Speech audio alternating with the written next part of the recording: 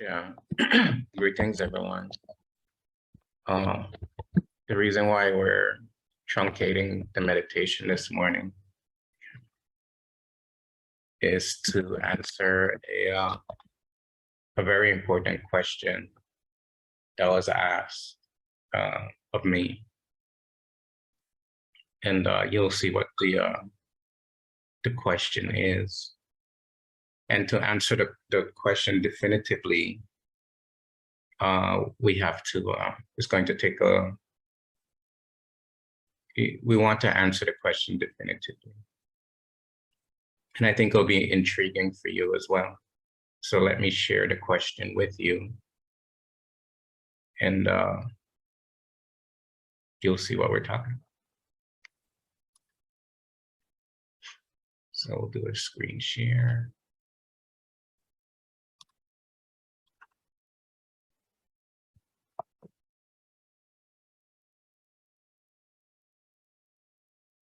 So this is a tomb that is being referred to as Ankh, Kunum, and Kunum Hotep.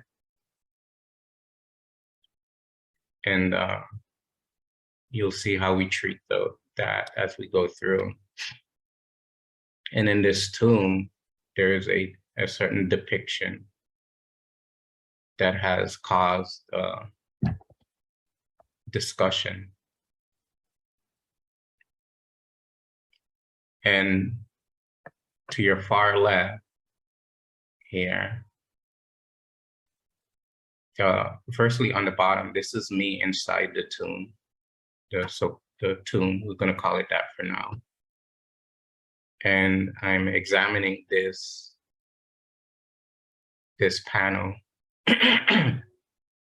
So I put this here because to answer some of these questions, you have to have a certain authority. Excuse me. And you have to know what you're talking about. So you have to go and investigate. And actually, I went into the tomb before the question was asked. But the tour guide that we were with brought up the issue as well. When me and Sarma went, and she was the one that took these pictures while I was walking around, looking at things and examining. You can see up here, you see two male figures, and they're very close together, and they're holding each other, and their noses are very close, and they're almost touching their lips. And over here, you can see almost the same. They're very close in posture, holding each other. And down here as well, you can see they're very close together. And they're two men.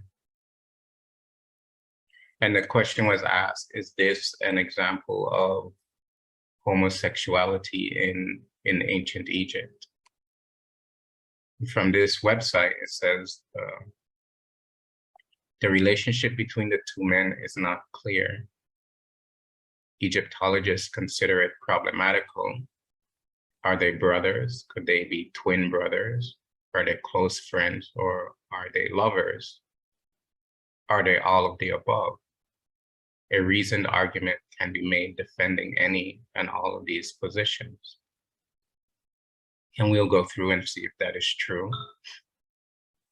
On the bottom, the best known case of possible homosexuality in ancient Egypt is that of the two high officials, Ankh, Kunum, and Kunum Hotep. Both men lived and served under Pharaoh Neoseret during the 5th dynasty, 2494 to 2345 BC. And I would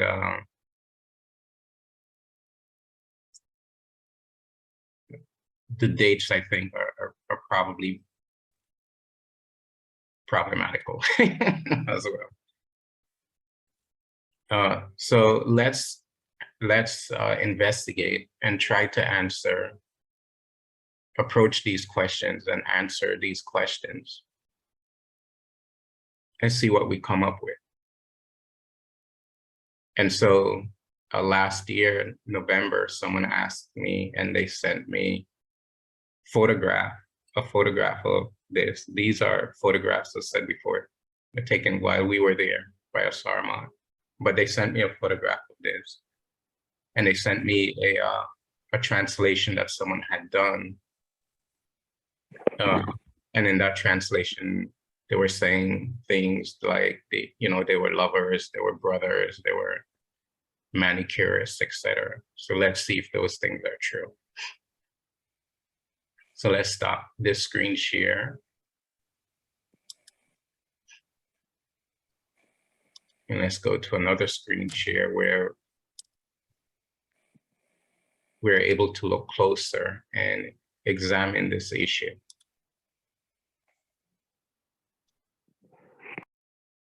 And if everyone can mute, that would be appreciated as well. Dawn.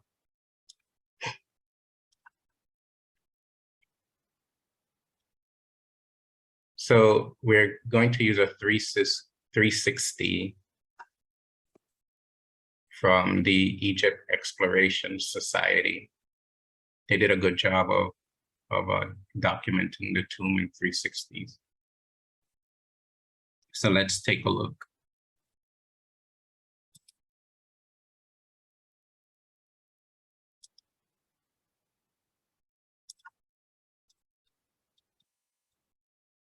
So go outside. So firstly, when we came here, we walked down this flight of stairs, and then we walked into it.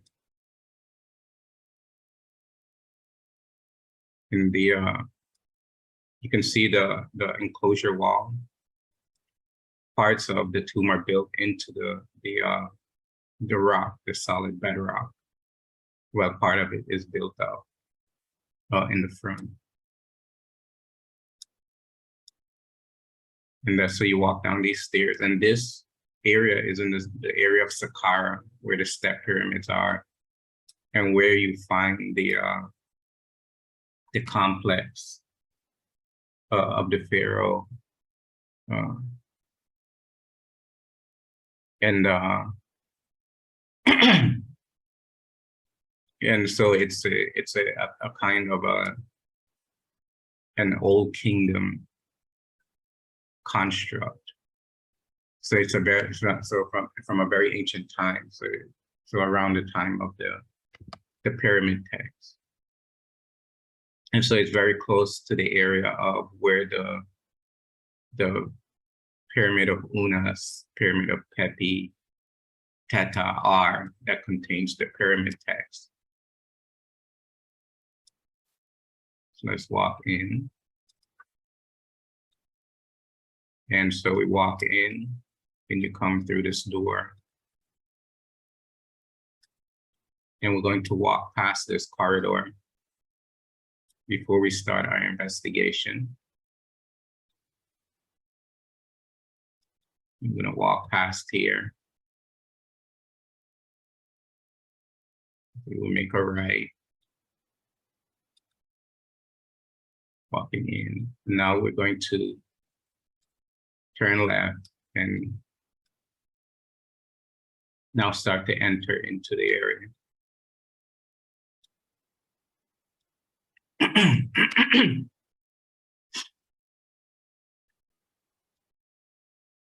So the first thing we're going to do is going to stop here at the entrance into the tomb area. And the reason why is because this inscription on the doorway on both sides tells us what is occurring or what is to occur on the inside of this room, where you find the inscription that is in question. But we're going to read what's above the architrave, because this inscription is a synthesis of this longer inscription. So it's more concise, more to the point. So let's get closer and let's do some reading. I was going to originally, set it out and do a presentation on eclipse, but it would make the presentation too long. And we want to get to the point. We want to answer the question. So it says here, Bird A and Bird Adi, Suit, Ankh, Bird S, Shitao, Kunum Hetet. And before we begin, this symbol is what is being used to mean manicures, but let's see if that's true in this context. So the great house through the, so Adi is the phonetic, and this symbol, which is like a hand with nails coming down, is what is being referred to as a manicurist.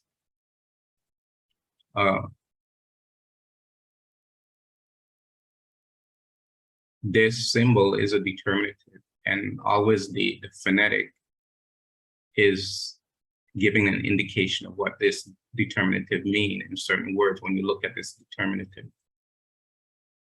So offhand, it makes sense to say manicurist, etc. But in a context of the total whole of the inscription, what it means is that the person is going through a shaping and a polishing of their personality. Something is being done to make a final shining of the personality. Like, let's say you go and you take your car to a detail shop, and the final wax is what is shaping and polishing and making to shine the personality. So that's what's going on, is the shaping and the shining. So by way of the great house, there is a shining, polishing of him presented to this personality. Her is the shetao,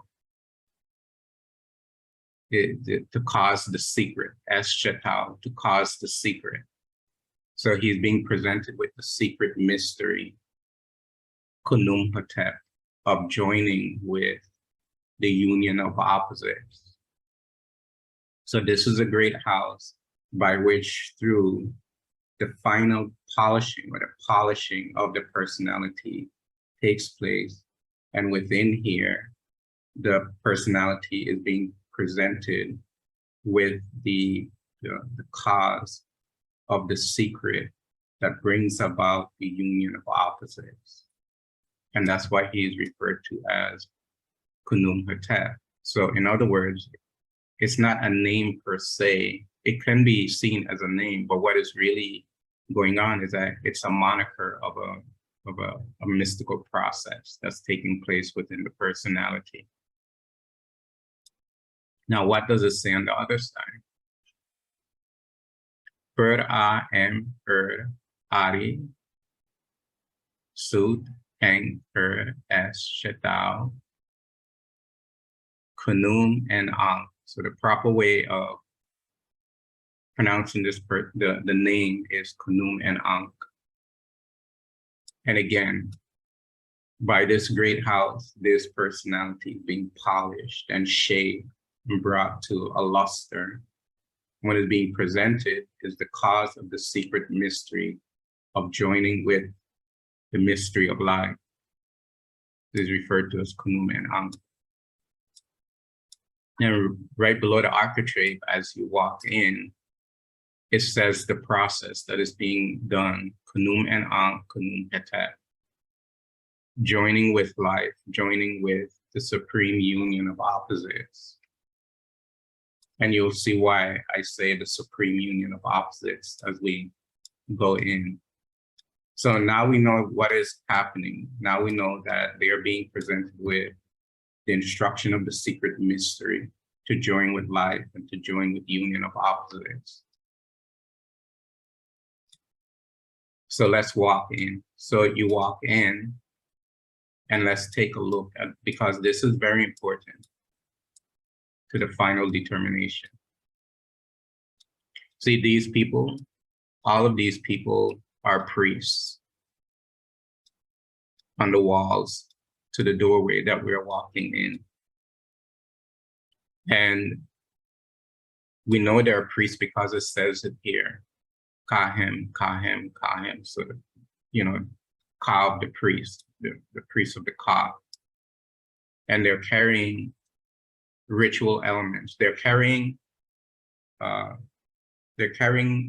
things that they're going to turn into offerings.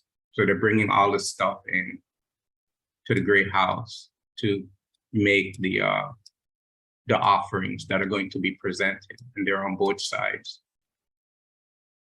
And they're of varying ages. Some are younger. Here's an older gentleman. Here's a younger gentleman. But they're all priests. Now, as we walk in, walk to the center, and we make a right, and now we're looking towards the west.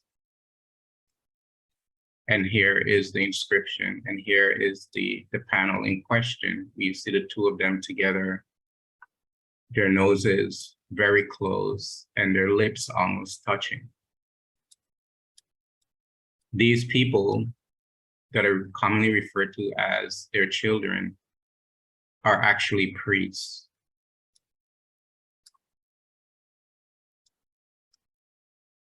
And you know, by the term priest is here, Hem Ka. So these are priests, actually. And there is an allusion to them having sons, but that's a different issue that we'll discuss at the end.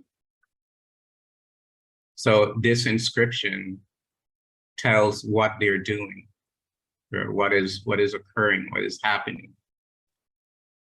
So it says, Bird S, Hedge, Ari, with the same determinative again. Sud, Rek, Kunum Hetep, Mes F. So the great house, which is the cause of the illumination, by doing the polishing, the cleansing, the bringing to luster him, and wisdom. Now he has the wisdom and the knowledge of joining, the wisdom and the knowledge of joining with the union of opposites has been born in him. That's what it says, Mesef has been born in him. So in here, you on the outside, it tells us that you're coming in here to gain the secret mystery. And here is telling us that that secret mystery has been born in him, meaning that he has actualized it. He has discovered that mystery of how to join the union of opposites within himself. And then, so what does it say on the other side? Here.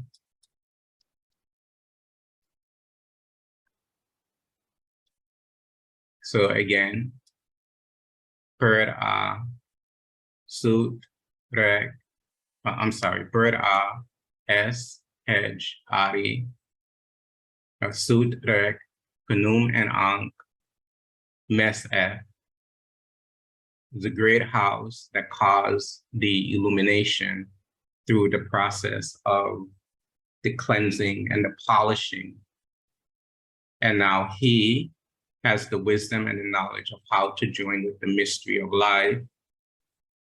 That knowledge of how to join with the mystery of life has been born in him, So they have actualized the teaching. And so not philosophically, but metaphysically within themselves. And so what is the process? What is the outcome of having that mystery born within you? For that, you have to go deeper into the structure to find out what the outcome of that is. So you come in here and you have to, let's go to the center of the room. You go to the center of the room, and then you have to turn around and now look towards the east. And the east and west is the reason why they're using east and west, you'll see, is a mystery in and of itself. And so here you see them again with their noses together and their mouths almost touching. So this is what is referred to technically as a transposition, meaning that the whole teaching of this philosophy cannot be known by the other wall alone that we were looking towards the west. Now we have to look towards the east and see what is being said here. And then you join those two and you come up with the answer of what is the outcome of having the birth of joining with the birth of the knowledge of the joining with the mystery of life and joining with the union of opposites, what that brings about. So for that, let's go to the inscription and see what that says. Spera es edge ari amaku rek neter a kunum hatep. So great house caused the illumination through the polishing, the cleansing, the shaping of this person who is now venerable. Oops. Let's go back.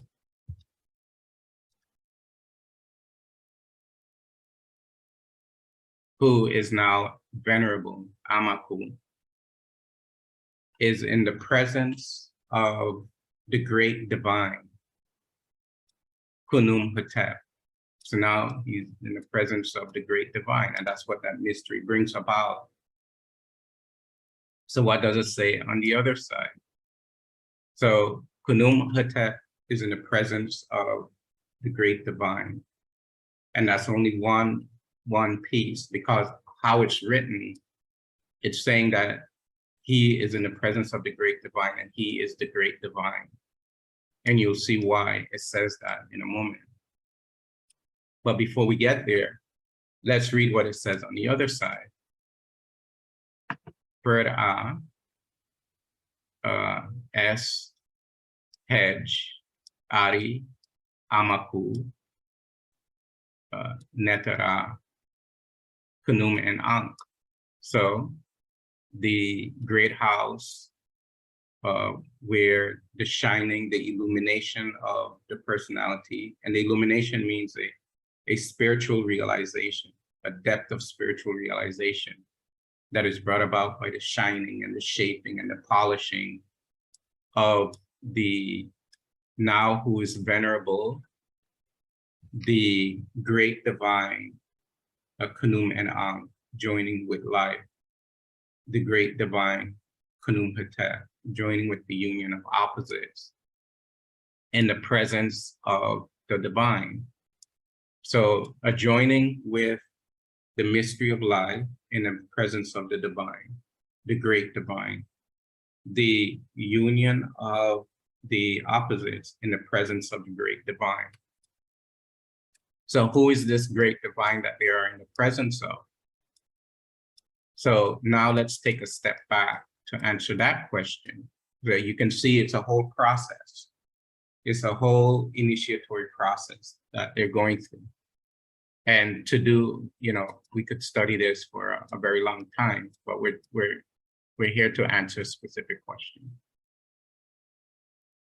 So if you pull back, if you turn around, now if you look towards the west and you pull back, what you see is Khnum Hotep and Khnum and Ankh, and they are sitting before an altar of offerings. And what's happening is that these two, if we apply what we've learned, these two images are making a hologram in the center of the room. But before we get there, what is going on that is causing this, what makes this hologram so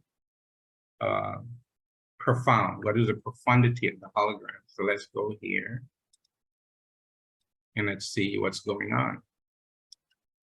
So let's go.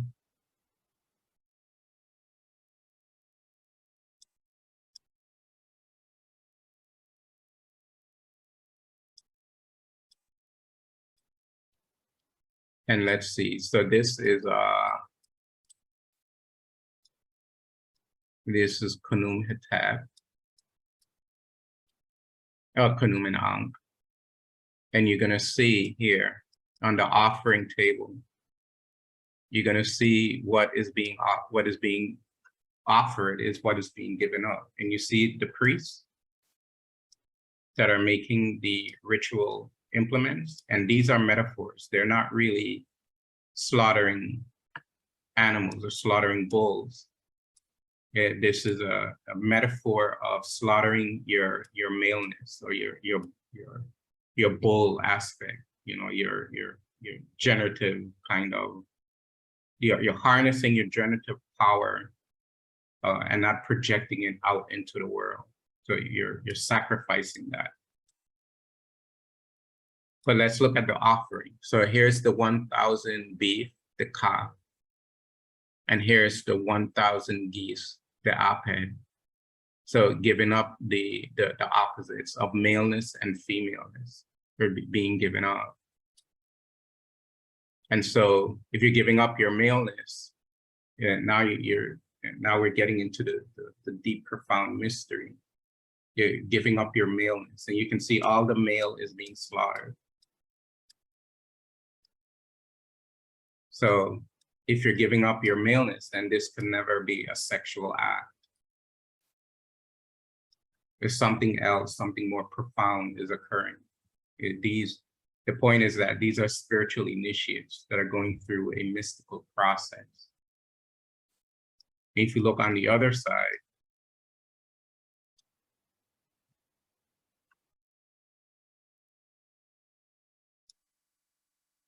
and this side is Khnum Hotep, you can see 1,000 ka, so 1,000 beef, ka, 1,000 geese is being given up. And again, the bull is being slaughtered, so you're giving up your maleness. So now the maleness has been given up, the femaleness has been given up, so duality has been given up. It's been ritually slaughtered, it's been metaphysically slaughtered based upon this panel, as a spiritual realization that has already occurred. So let's stand here and let's turn around. And let's pull back. Now, a hologram is being made by these two. So Khnum Hotep, Khnum and Ankh are coming together in the center of the room as a hologram. And they are gazing at themselves. So the two has become one in the center of the room.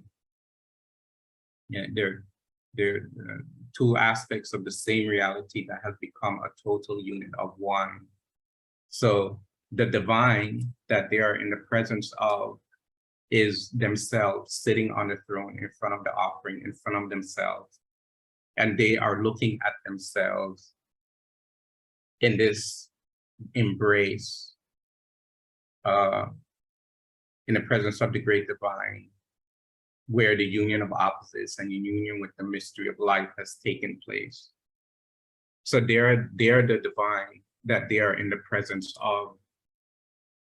So if you imagine, if you visualize a hologram here, the hologram is looking this way and looking at this process that is being taking place here. And what is happening is that they're breathing in, on the other side, they're breathing in life force. On this side, you're breathing in the presence of the divine through each other. And so there's only one divine. If you're breathing in the divine of me and I'm breathing in the divine of you, there is only divinity. And that is substantiated here.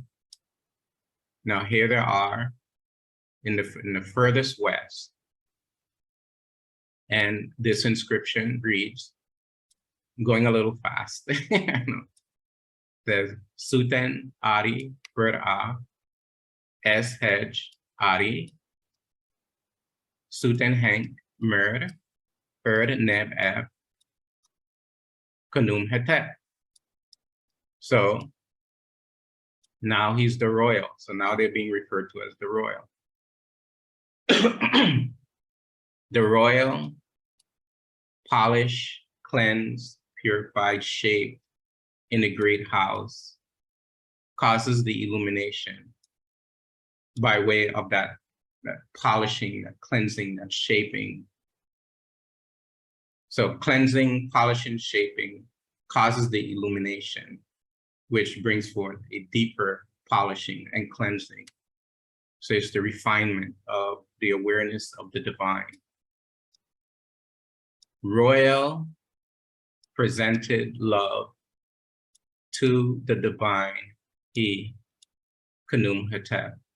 So the royal is presenting love, divine love, to the divine. So they're no longer human. They've realized their own divine nature. What does it say on the other side? It says, Suten Ari Ra Es Hedge Ari Suten Hank Mer Neb F Ankh Kanum and Ankh. Again, the royal who has been polished in the great house has caused the illumination, which causes a deeper polishing, cleansing, shaping. And that royal offers divine love to the divine, which is he, Kanum and Ankh. So they have realized divinity, and they're no longer seeing or apprehending themselves as human beings in the sense of human beings. So they're seeing they're not only seeing the divine, they're not only being, they are immersed in that inner divine nature.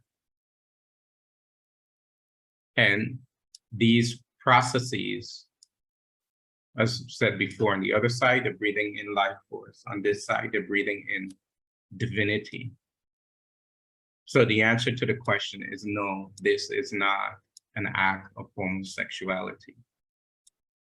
Now, we have to, and the reason why that can be, this can be misconstrued is looking at these things through a cultural context that does not apply.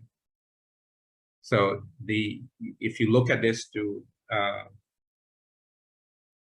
cultural context of African religion, you'll see how it makes sense. And so let's see if we can do that. So we're going to stop here.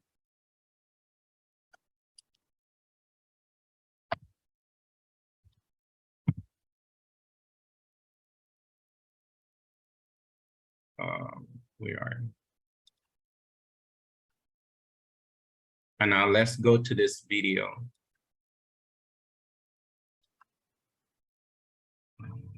Let's go to this video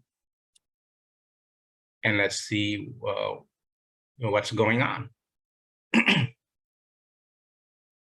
And this is Joseph Campbell and the Power of Myth, episode 2, The Message of Myth. And we're starting at 46:41, and it'll go for about 3 minutes.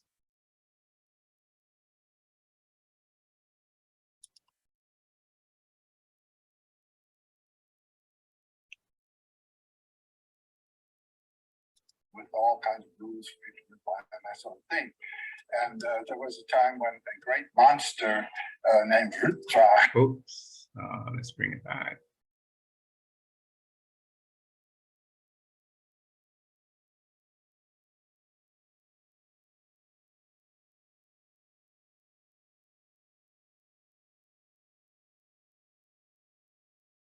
Oh, hold one moment. Let's see here.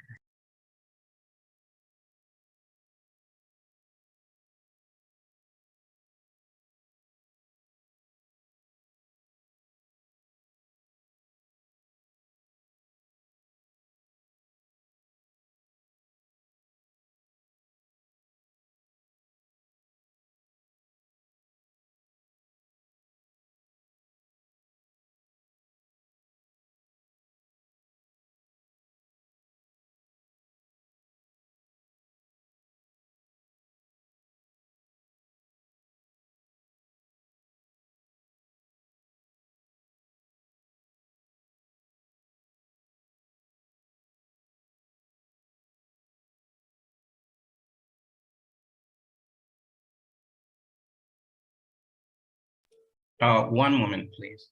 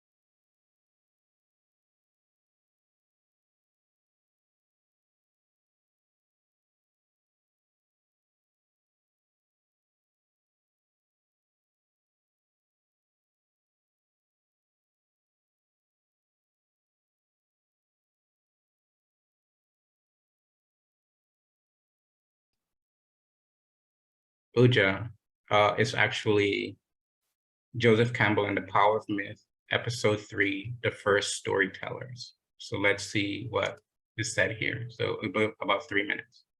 We had this psychological experience, this traumatic experience, this ecstasy would become the interpreter for others of things not seen. He would become the interpreters of a heritage of mythological life, you might say, yes. And ecstasy was a part of it very often. It is. The trance dance, for example, in the Bushman society. Now, there's a fantastic example of something. The little Bushman groups. The whole life is one of great tension. The male and female sexes are, what we say, in a disciplined way, separate. The men have a certain field of concerns, their weapons, the poisons, and the hunt, and all that, and the women have a certain field of concern, the bringing up the children, the nourishing of the children, so forth and so on. Only in the dance do the two come together. And they come together this way. The women sit in a circle or in a group, and they then become the center around which the men dance. And they control the dance and what goes on with the men through their own singing and beating of the thighs. What's the significance of that the woman is controlling the dance? Well, the woman is life, and the man is the servant of life. And during the course of this circling is a very tense style of movement men have. Suddenly, that one of them will pass out. It's entranced now, and this is a description of an experience. When people sing, I dance. I enter the earth. I go in at a place like a place where people drink water. I travel a long way, very far. When I emerge, I'm already climbing. I'm climbing threads. I climb one and leave it. Then I climb another one, then I leave it, and I climb another. When you arrive at God's place, you make yourself small. You come in small to God's place. You do what you have to do there. Then you return to where everyone is. You come and come and come, and finally you enter your body again. All the people who have stayed behind are waiting for you. They fear you. You enter the earth, and you return to enter the skin of your body. And you say, that is the sound of your return to your body.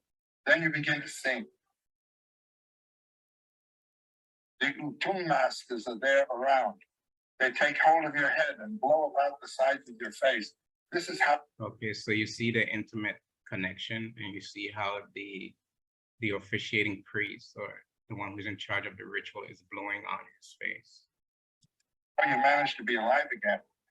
Friends, if they don't. And you see how close their bodies are.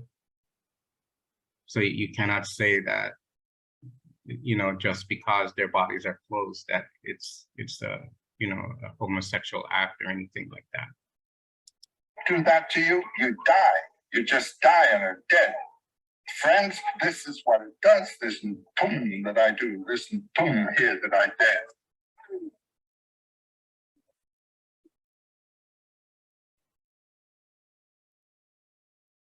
This is an actual experience of transit from the earth through the realm of mythological images to God, or to the seat of power.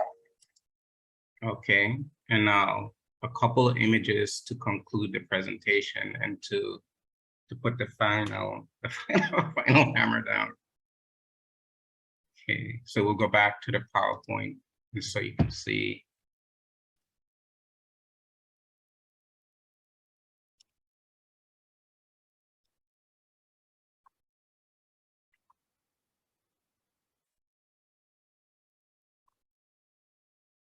You can see, and these are photos that I took. This from the tombs of the nobles in Aswan. You can see a male and a female here. They have their thumbs out like this and their hands near their ears. You know, I'm not going to give a detail of what is going on here. You know, it's not appropriate, you know. But suffice to say, they're transmitting life force through certain energy channels of the body and the brain and head. So that they're transferring life force through their hands. It's a male and a female. And here you have two males doing it. Transferring life force. And here you have Nefertiti with her lips on the lips of her daughter. And actually she's breathing life force into her daughter. So all of this is an exchange of cosmic energy. And over here you have the young girl who is undressed, unclothed, teenage girl. And she's helping the noble to get dressed and, you know, probably putting oils on her, helping her, etc. And if we're looking at this through the cultural context of the time, none of this is unusual. But if you're trying to look at this through a different cultural context and try to impose that cultural context on what is there, then, you know, there can be misunderstandings. So the two, they were not manicurists there, and the pharaoh just sitting there and people polishing his nails and things like that. It's actually an area where boys would go to be initiated into the mystery of the elimination of duality and the mystery of life and the discovery of divine nature.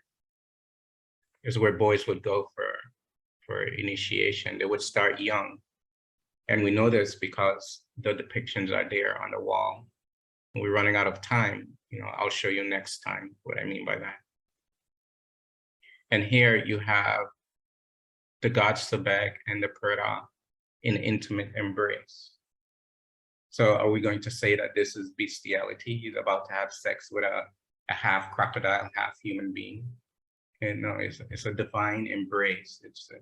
And this depiction of the crocodile-headed man is a metaphor for a principle of divinity. And here you have the royal, the initiate. You find this in the Luxor temple. These are also pictures that I took, where you have the initiate embracing Amun, and Amun's penis is touching his navel. And again, this is tantric metaphor. What it means is that he's been ejaculated with the spirit of hidden consciousness. And that is illuminating his mind to the reality of that hidden consciousness. And then here you have, from the Cairo Museum, you have the initiate, and he's in an intimate embrace with Ptah. This is the divinity Ptah. And this is the initiate, and their noses are together. So he's breathing in divinity. And that's what's happening here. It's the same process. Here, he is doing the process with a divinity, and here they're realizing that they are the divinity. So whatever they can do with Ptah, they can do with each other, because they are, men and women are immortal gods and goddesses. Gods and goddesses are mortal men and women.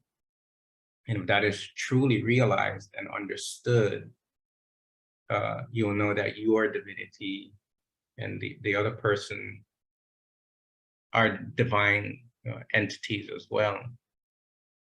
So that, it makes sexism, racism, even homophobia, all of these kinds of things, it makes it stupid. And it's based on ignorance. People are divine beings. So you have to get out of your race, your race identity, and you also have to get out of your gender identity. You're not male or you're not male or female, and you're not transgender or gay. All of it is nonsense. You're not heterosexual, bisexual, or gay. All of it is nonsense. You're divinity. You are one with the supreme divine. And so there's a process of how to discover that supreme divinity. So like was said before, this is the area where boys would go to discover divine nature. It has nothing to do with sexuality of any type. They would enter into this place after they have been trained for a while so the boys will be apprentice priests and apprentice mystics. And then they will come here to do the final rituals and practices for the discovery of self. So the answer is no. Okay. Are there any brief questions before we go?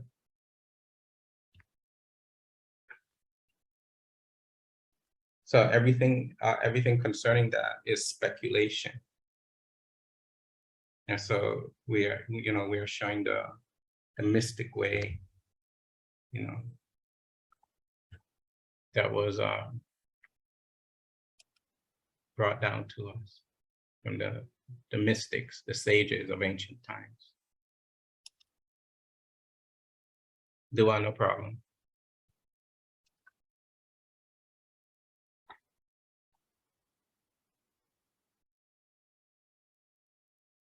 Oh yes, a couple of slides ago, you said that you won't explain because it's inappropriate. What's inappropriate? Yes, the whole process of the transfer of energies outside the scope of this discussion. That's for, one of the more higher initiatic courses, let's say like the Ankh course or the AEM course or something like that. They will discuss those issues in more detail.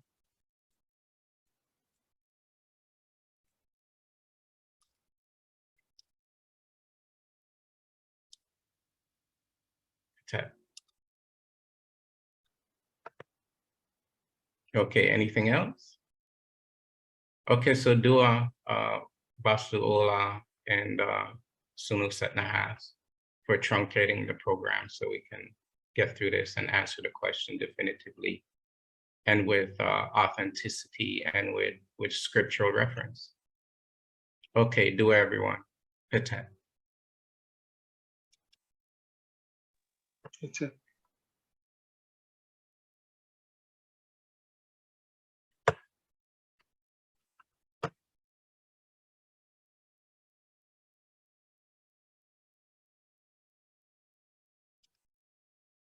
So the ancients used metaphor to express mystical processes of spiritual initiation.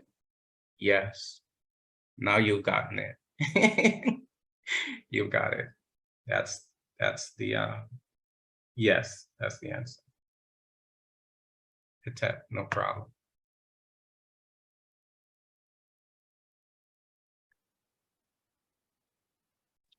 Uja, Good job. can I comment on that? Comment? Yeah, sure, go ahead. Uja, greetings everyone. So Sama'at. So the comment about the ancients used metaphor to express mystical process of spiritual initiation. So what you are illuminating, and I think where people often get confused, is how the concept of this tantric mysticism, right, the metaphor of these physical forms of what appear to be physical forms of intimacy, are metaphor for a spiritual process. And people get that confused with the sort of physical acts of, two people embracing, or even further degraded with sexual acts. So they think tantric sex as opposed to tantric mysticism, and don't fully appreciate that metaphoric really process, and that everything that we are looking at in the images and the iconography are metaphoric messages. And the caution is to not try to impose the sort of physical, amystical, Western analysis. So Dua Hatep for the next Nefer explanation and exudation. Hatep. Okay. In truth, I just realized that I wish that this knowledge could be explained to some students here. So she's talking about people in Brazil. Tell them come to our classes.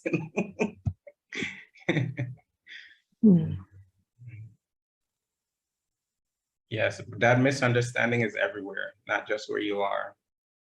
It's everywhere. And so for those who are